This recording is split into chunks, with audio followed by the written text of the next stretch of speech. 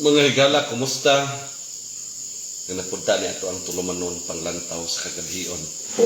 Sa dili pa nato sugdan mga igsoon, ato sang shout out kini ato ang mga likers.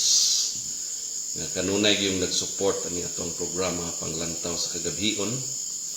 Si Willie Dahirok, no? Willie Dahirok, si Dinsdi Riplagaw, Johnny Disamunti, Pastor Yong Monleon Makigangay Jr., Marilo P. Faustino, ato ang mathematics teacher diya sa Calube Integrated School, Jory Gordionis Tubigon, Ginalyn J. Martinez, teacher diya sa Sayog Elementary School, and Mrs. Fee Alona Flores Lunining of Mati Elementary School. Kaninyong tanan mga igsoon, a shout out pod Ma'am Estrella Palirbacar o si Irene Villanueva Puligratis nga nagtanaw karon mga igsoon, no? Si Ma'am Estrella Palirbacar kanunay gining nagsunod sa ato ang programa.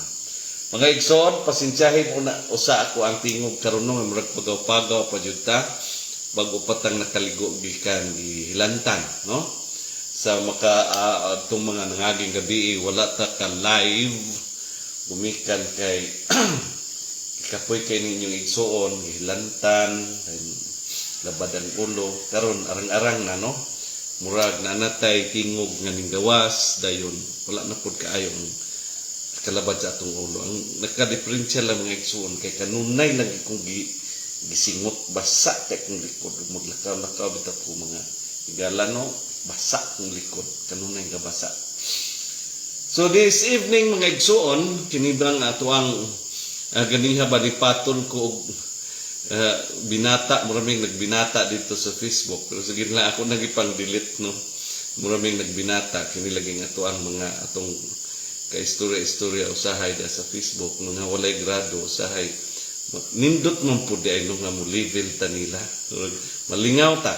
Pero ako na lang gidelete kay murag mawala atong kredibilidad nga nakig-away tag security guard. Graduate lang yung tao, grade 6 mga igsoon. So, unsaon taman nga mao man gyud na no, nindot po din kig-away-away pod no, pero ako nang gidelete. Karon ato ang algorithm basa to ang Facebook, manulod nato kanibang kuan kay sila, banha kay sila sa Facebook karon. Ining Katoliko, mga Catholic Faith Defender o kaning SDA o Seventh-day Adventist. Kanunay gina sila galantugi diri sa akong Facebook. Kamot nga na matingalam kung manulod man na sila ni akong Facebook nga wala man ta kuan na nila magtan-aw, di man ta ko hilig ana, ano, mga lantugi sa relihiyon. Kay bisag sao naglantugi, maura gid gyapon na, maura imong pagtuo, maura gid na, no? Parehara pud na dili sa tuang politika kung didiis gyud ka, no? Ako namay mag-ingon ako sa uban nga loyalist daw ko ni Marcos, pero actually dili gyud ko loyalist ni Marcos.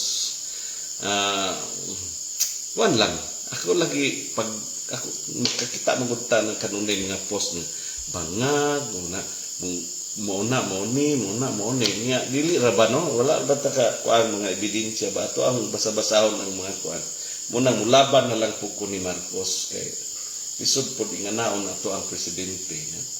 Uban wala nay pagtahod ba sige na lang bangag na kuna lang pong kuan ondayunan mao nang kaingon mahala makuan na lang ta malibel na lang ta nila og Marcos loyalist, pero actually, I'm not Marcos loyalist.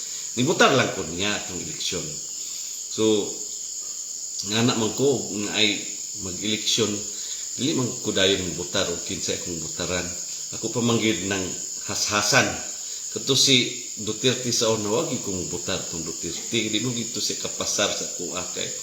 So, pagkapasar niya nga, broken family. Di wa siya dili siya maayo mo dala sa mga membro sa iyang pamilya. Unya, how come mag-president na tanawa nagkawatak-watak ng tuang nasod. Imbis kay magka-unite.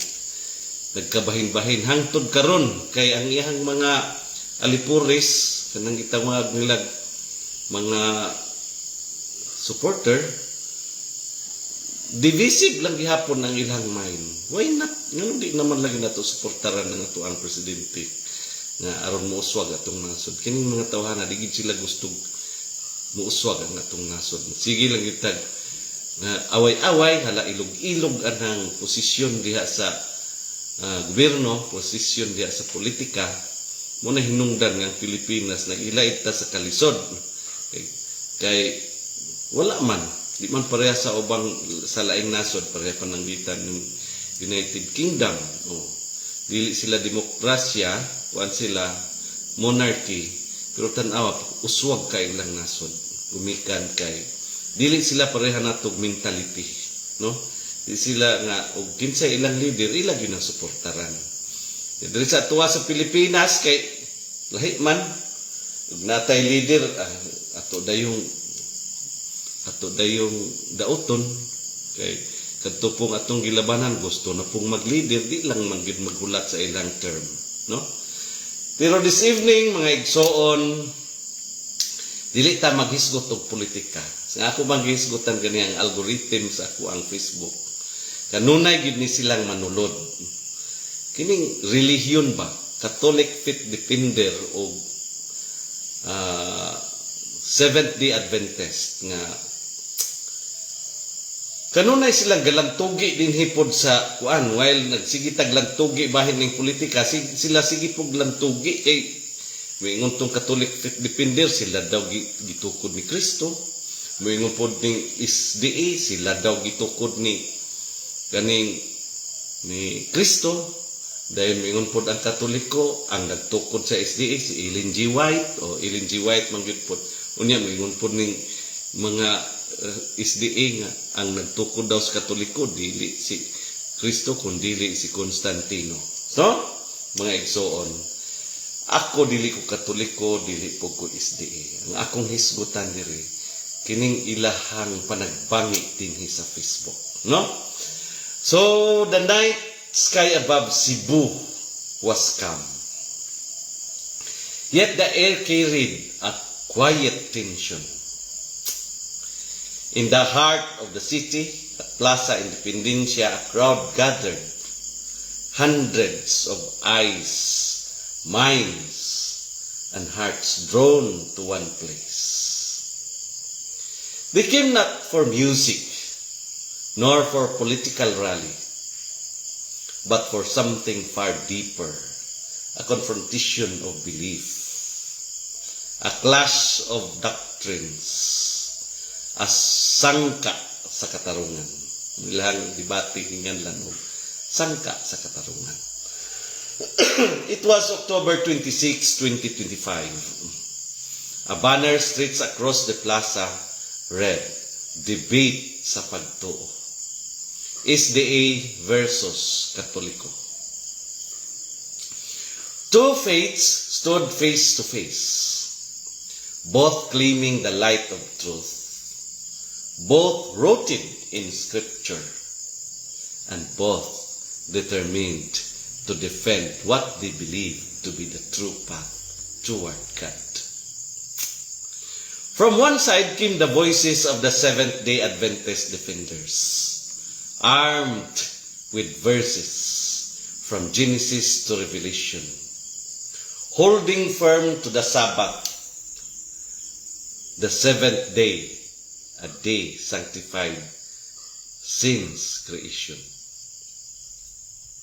And from other Catholic apologists, grounded in tradition, Scripture, and the authority of the Church, standing on the words of Christ to Peter, "Upon this rock I will build my church."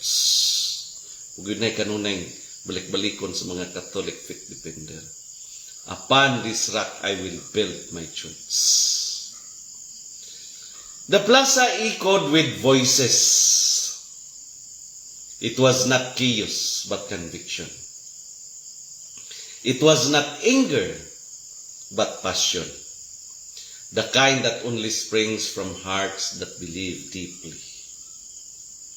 And there among the crowd, you could feel it, ang kainit sa debate, ang kasaba sa argumento, ug ang kadasig sa pagtuo. This was not just a contest of intellect. It was a portrait of the Filipino soul, spiritual, courageous, and unafraid to speak about God in the public square. But beyond the surface, this event revealed something profound about us as a nation. Under our 1987 Philippine Constitution, Article 3, Section 5 declares, "No shall be made respecting an establishment of religion, or no law shall be made respecting an establishment of religion, or prohibiting the free exercise thereof." And Article 2, Section 6 reminds us, "The separation of church and state shall be inviolable." These are not mere words. They are the legal heartbeat of our democracy, allowing Catholics, Adventists, Muslims, Protestants, and even the unbelieving to coexist in a single republic, each with the right to speak, to worship, to question, and to defend their faith. This freedom, this sacred right, was alive that day in Cebu. And yet as the debate unfolded, another voice began to rise.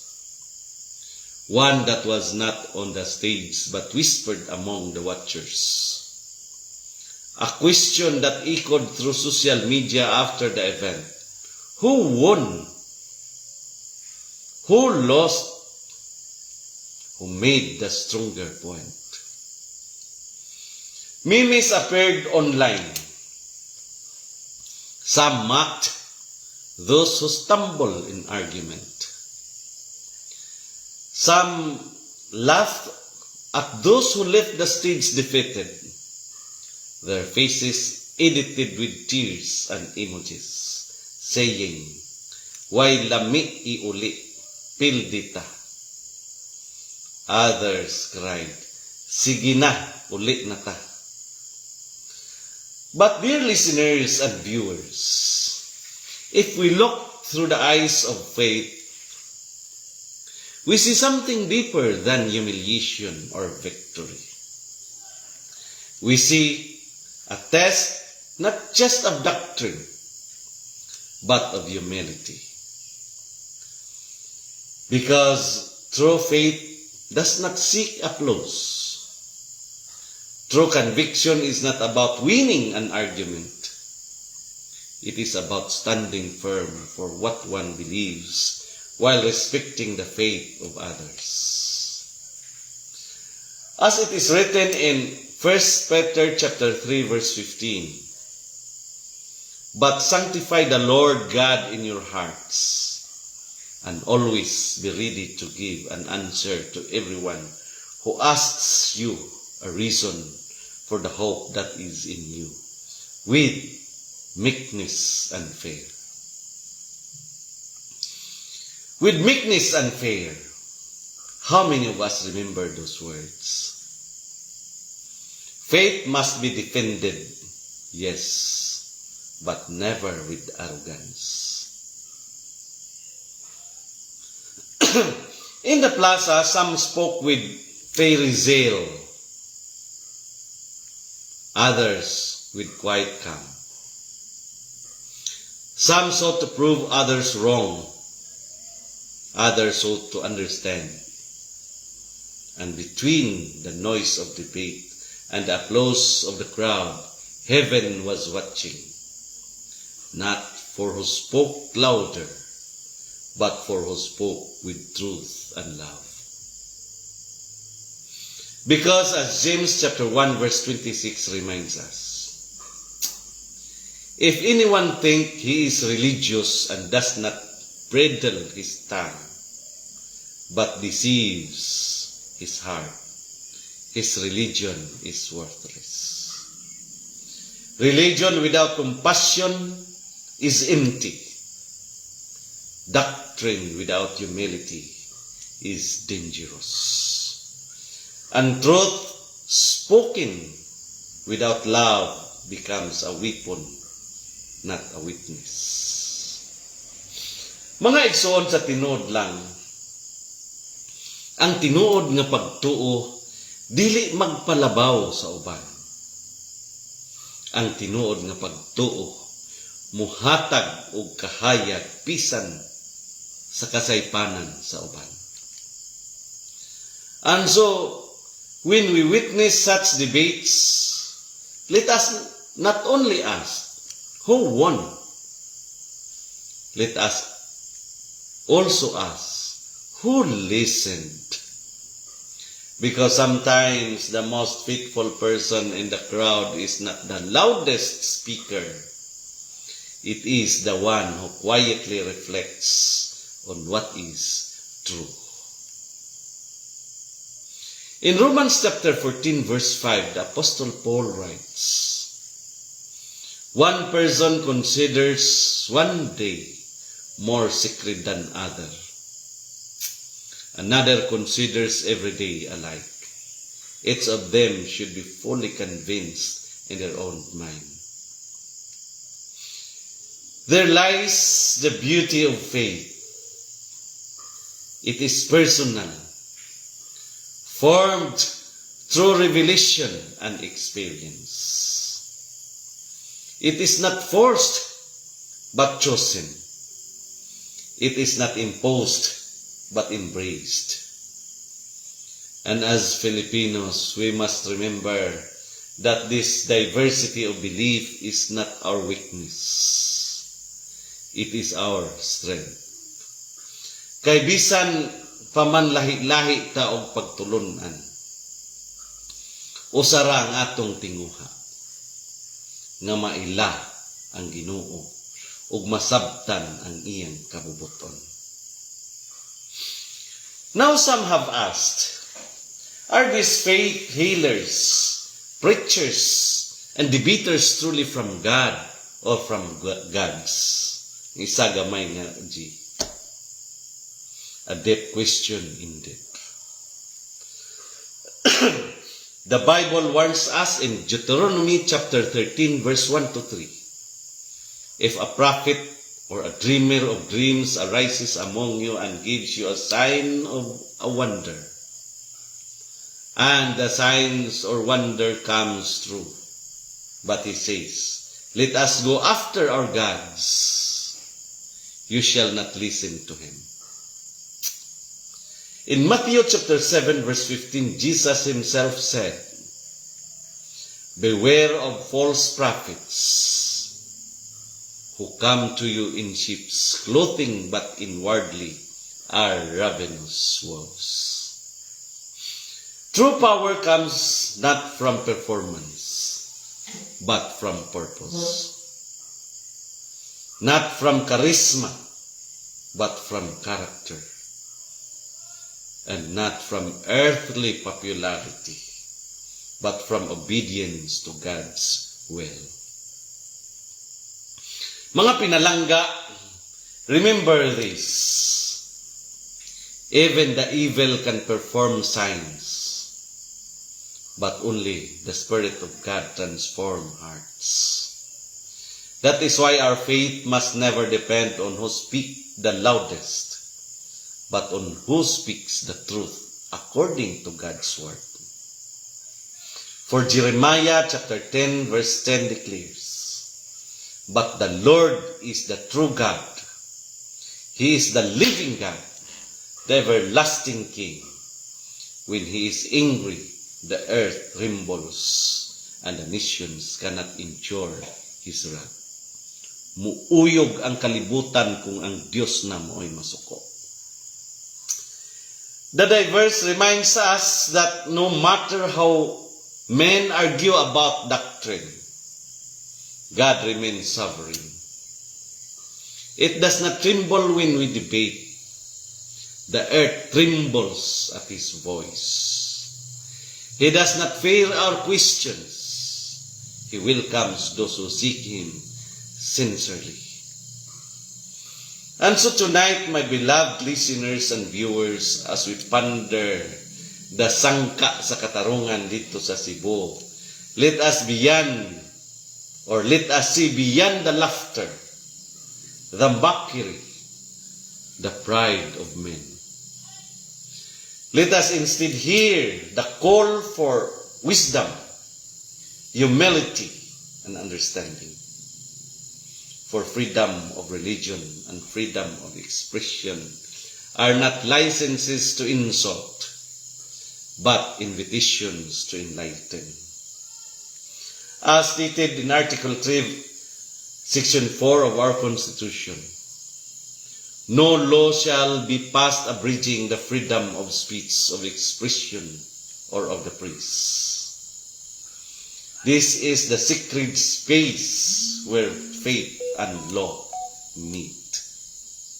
When the right to believe and the right to speak are both honored under one sky.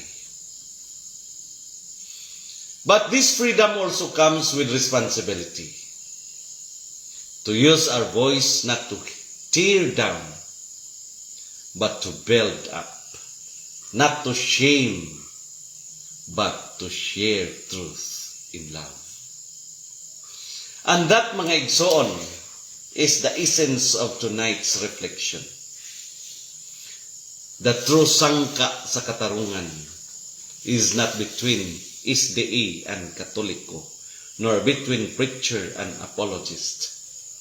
It is the battle within every heart, the struggle between pride and humility, between knowledge and wisdom, between winning and understanding. And in the end, truth is not decided by applause. It is revealed through grace. So as you listen tonight on Panglantaw sa Kagabhion, live on Facebook, and to be replayed in YouTube, remember, express what is true, defend what is just, and speak with compassion. For the world will always have debates, but only a few will have discernment. As John chapter 8 verse 32 says, then you will know the truth, and the truth will set you free. As the night deepens, may we all be reminded that in every argument, God is not looking for who shouts the loudest. He is searching for who listens to His still, small voice. Kaya ang tinuod nga katarungan makita lamang sa kasing-kasing nga puno sa kamatuuran ug kalinaw. Mao kini ang panglantaw sa kagabhion, diin ang kahayag nagadan-ad bisan pa sa kangitngit. Kini inyong igsoon, higala ug alagad Jeremias Labaho Tubigon, sa makausap pa moingon nga sa atong pagpangandoy ug matarong nga katilingban, ang kamatuoran gayud ang atong suga. Ug sa kangitngit sa kasaysayan, ang tinud-anay nga pamunuan ang labing hayag nga paglaom. Shout out Kuya Rinanti Pangalay, Fredelyn Salinas, Arcelita Aloso Tubigon, Nanay Aging, PRC Renewal Processing, nalimot yung ko sa imong ngalan, igsuon o unsa to imong ngalan nakalimot yun ko. Fia Luna Flores, Julius Chiola Iquito nga taga principal nga diya sa Midsalip Zamboanga del Sur Midsalip National High School, og si Willie Dahirok, no? Willie Dahirok kinsa pa uban nga nagtan-aw sa tanang nagtan-aw naminaw sa ato ang matag gabi nga programa panglantaw sa kagabion. Ang Dios magapanalangin ug magapanalangin ug magapanalangin kanatong tanan. Mayong gabi.